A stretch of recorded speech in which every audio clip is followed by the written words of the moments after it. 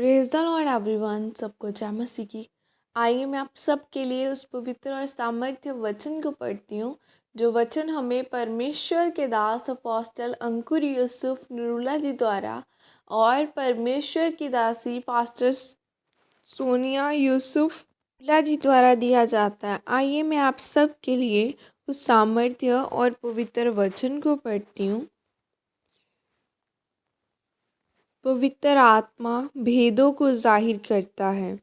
जैसे कि पवित्र बाइबल नीति वचन 1:23 आयत में लिखा है, तुम मेरी डांट सुनकर मन फिराओ।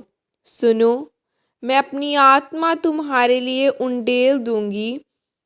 मैं तुमको अपने वचन बताऊंगी। आमीन। मेरे प्रियो, बाइबल बताती है कि सफलता ज्ञान पर नहीं प्रकाश पर निर्भर करती है। जब आप आत्मिक तरीके से बाइबल पढ़ते हैं तो आपको वचन समझ आते हैं। जब आप पवित्र आत्मा के साथ अपने संबंधों को बनाते हैं तो आपको प्रार्थना करना सिखाता है। प्रभु यीशु मसीह ने जब चेलों को चुना था तो अनुमानित 3 साल बाद चेलों को बोला कि आज मैं तुम्हें दुष्ट आत्मा के ऊपर अधिकार देता हूँ।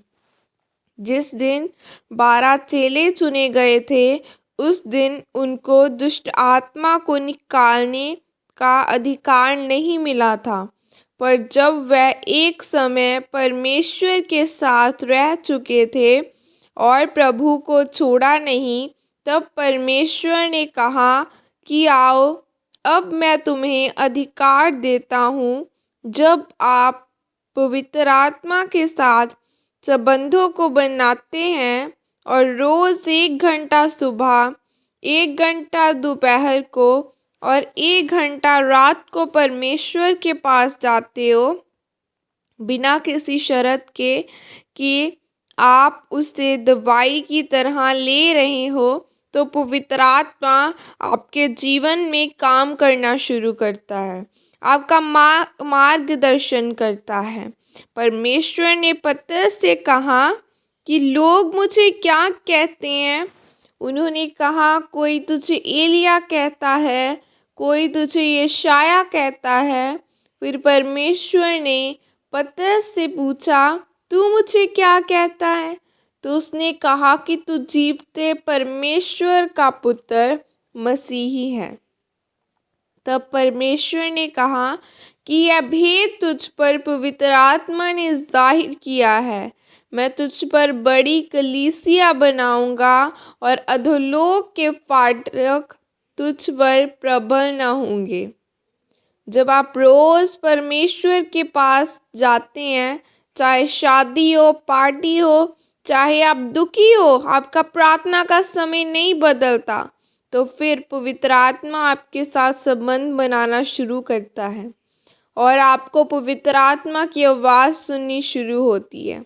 इसलिए मैं आपको कहता हूँ कि जब आप बीज बोएं तो परमेश्वर के साथ सौदेबाजी न करें कि अगर मैं बोऊं तो परमेश्वर मेरा यह काम कर देगा। आप जो बोते हैं, आपका पैसा चर्च में आ रहा है और उसके कारण पूरी दुनिया के लोग मेरे द्वारा वचन सुन पा रहे हैं। फिर जब परमेश्वर देखेगा कि आपके बोने के बाद काम हो रहे हैं, तो परमेश्वर आपके जीवन को, आपके बच्चों को आशीषित करेगा और इस वचन के द्वारा परमेश्वर आपके ऊपर अपने गहरे भेदों को जाहिर करे। प्रभु यीशु मसीह के सामर्थ्य नाम में मांगती हूँ, आमीन। आइए मैं आप सबके लिए यह अंगीकार आपकी तरफ से किया जाए। आइए मैं आपके लिए करती हूँ।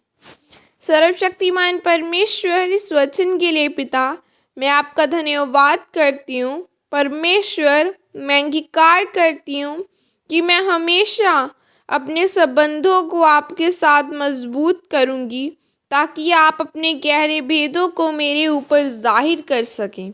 प्रभु यीशु मसीह के सामर्थ्य नाम में मांगती हूँ, आमीन आमीन।